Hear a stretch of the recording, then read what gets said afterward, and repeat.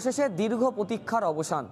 বজবজ ২ নম্বর ব্লকের মানুষের দীর্ঘদিনের দাবি ছিল মুচিশা লক্ষ্মীবালা দত্ত যে গ্রামীণ হাসপাতাল, সেই গ্রামীণ হাসপাতালে অপারেশন থিয়েটার যাতে তৈরি করা হয়। কারণ এই যে গ্রামীণ হাসপাতাল, সেখানে প্রসূতি মহিলা যারা আসতেন তাদেরকে কিন্তু এই হাসপাতাল থেকে কলকাতার বিভিন্ন হাসপাতাল, SSKM, MR বাঙুর, বিদ্যাসাগর, এই সমস্ত হাসপাতালে রেফার করতে হতো। এখানে ওটি না থাকার কারণে প্রসূতি মহিলা তারা কিন্তু রীতিমতো সমস্যায় পড়তেন এবং অনেক ক্ষেত্রে অনেক দুর্ঘটনাও ঘটতো বলে স্থানীয়রা তারা জানাচ্ছেন।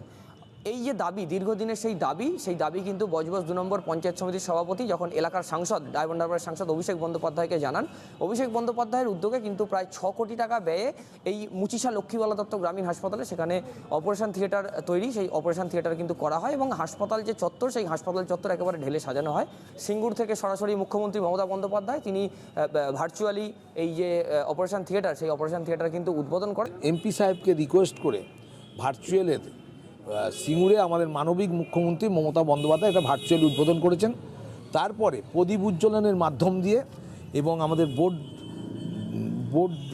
এখানে ফলক উদ্বোধন করা নিয়ে, মানে এখানে ওনারটাকে পর্দা সরানো যারা করেছেন তাদের মধ্যে ছিলেন আমাদের পরিবহন দপ্তরের রাষ্ট্রীয় মন্ত্রী দিলীপ মণ্ডল ছিলেন, আমাদের দুটো MLA ছিলেন অশোক দেব, আমাদের মোহন নস্কর ছিলেন, জেলা আপনার DM সাহেব ছিলেন, SDO সাহেব ছিলেন, ADM ডেভেলপমেন্ট সাহেব ছিলেন, তারপর অ্যাডিশনাল SP ছিলেন, তারপর আপনার SDPO ছিলেন।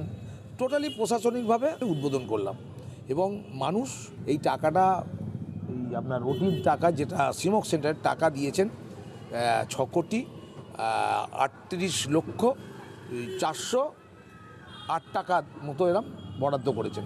আমার শহর বজবজ থেকে সুব্রজিৎ চক্রবর্তী, কলকাতা TV।